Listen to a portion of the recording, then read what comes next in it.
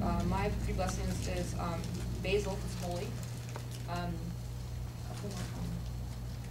There's lavender and romero, the rosemary.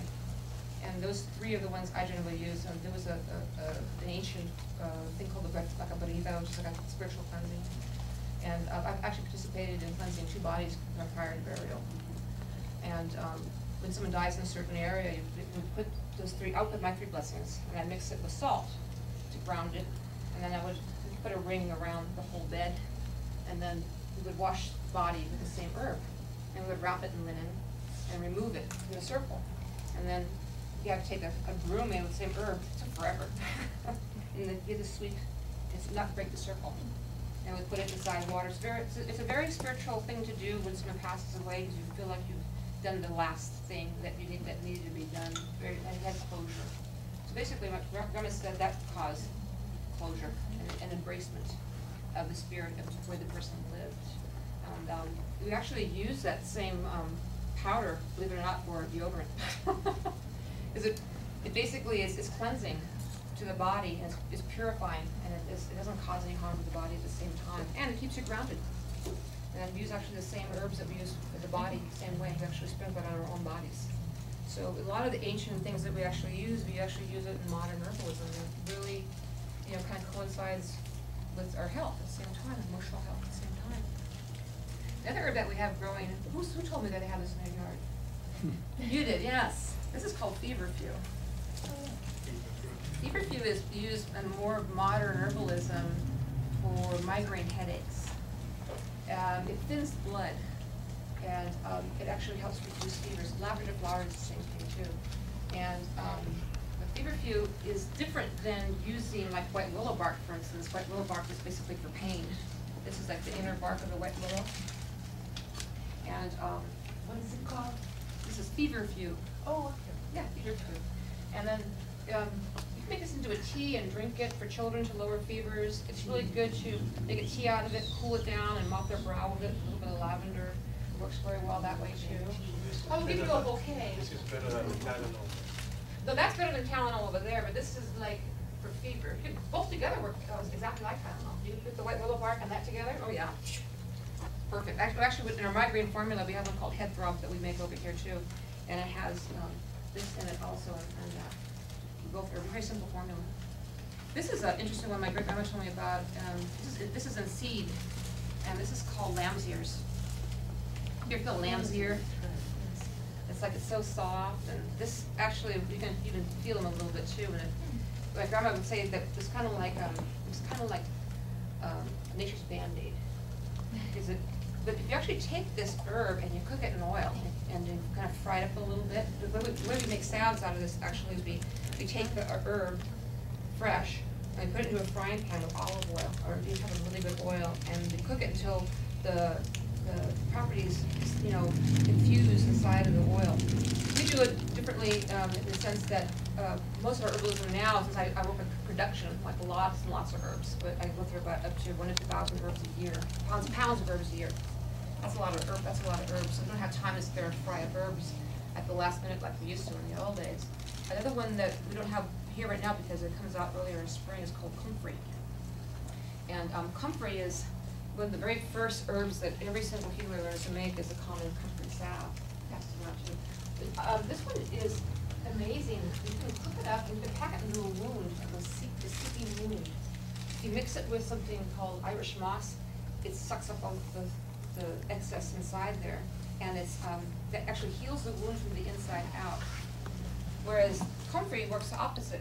It heals the wound from the outside in. You can't put this in an open wound. It'll close too fast. So this is used for inflammation. And this is the one that was cooked. You can see how green we cooked the side of it. And you can see, this is one of the very first things that we learned how to make. It works.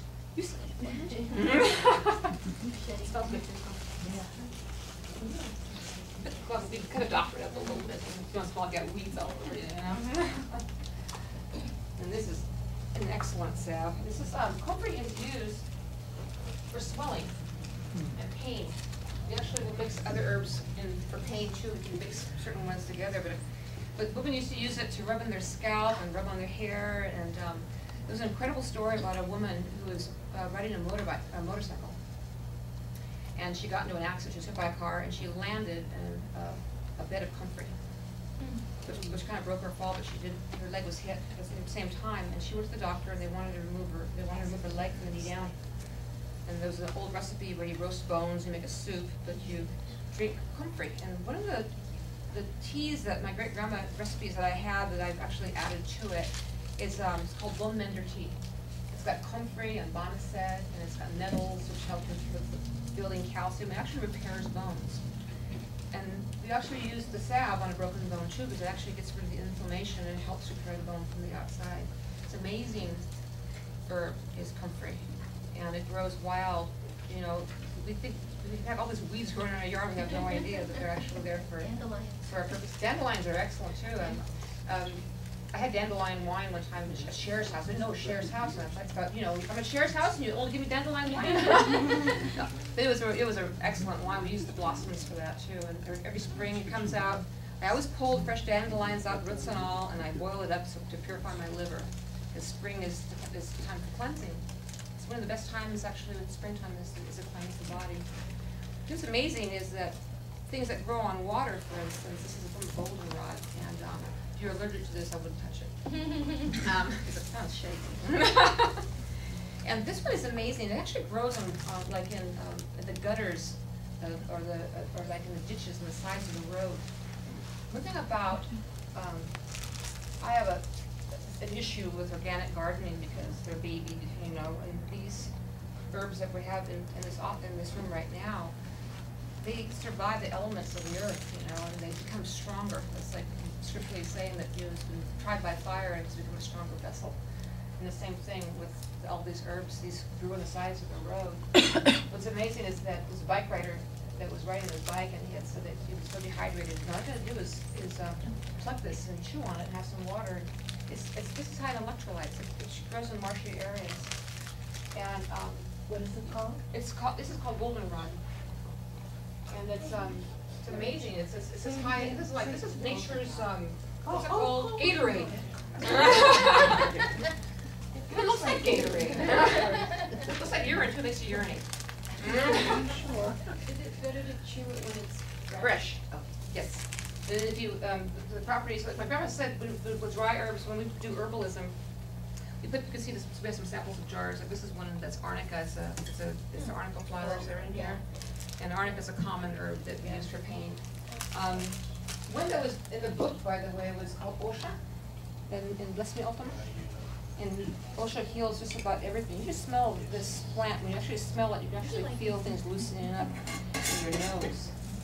It's called Osha. And Osha is used for like infected wounds. It's used for infections of the whole body. Infections of the skin. It's used for psoriasis. It's used for eczema. It's used. Do you think you could possibly think of it as this herb is considered sacred amongst the Mexican American community, especially with Punanderas, is Osha. This is our magic herb. This is the one that heals just about everything. Smell this. It smells incredible. This is not this is Osha. Yeah. Bouquets from God. We're going to get back into some Chinese herbalism too over here. Too much on the water. What I've learned from Robert is this is really incredible because this is a reishi mushroom. Most of them have 2 stems on them, I noticed. And it's actually used, and it even resembles quite a bit, the human brain. And this is the brain stems running through here. This is, it's called, the word is used as adaptogenic. So it adapts to the system. So it actually, if you're sick, it will help heal you. And if you're basically detoxify, it actually strengthens the organs like the liver or whatever to detoxify. It's really amazing mushroom.